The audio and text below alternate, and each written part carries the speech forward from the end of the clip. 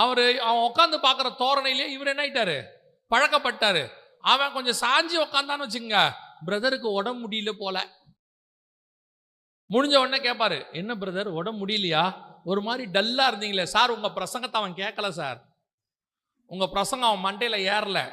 என்ன பண்றதுன்னு தெரியாம பைசா நகர சாஞ்ச கோபுரம் மாதிரி சாஞ்சிட்டான். ஏன்னா அவருக்கு தெரியாது, இவனுக்கும் முடியாது. உட்காந்து ஒரு கூட்டம் அந்த அந்த ஸ்தல போதகருக்கு அதை கண்டுபிடிக்கிறது கொஞ்சம் கஷ்டம்னு சொல்றேன்.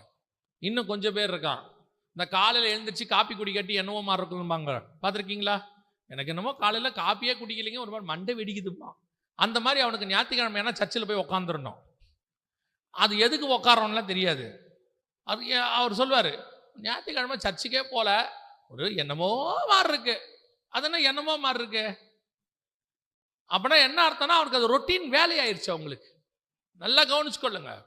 சபை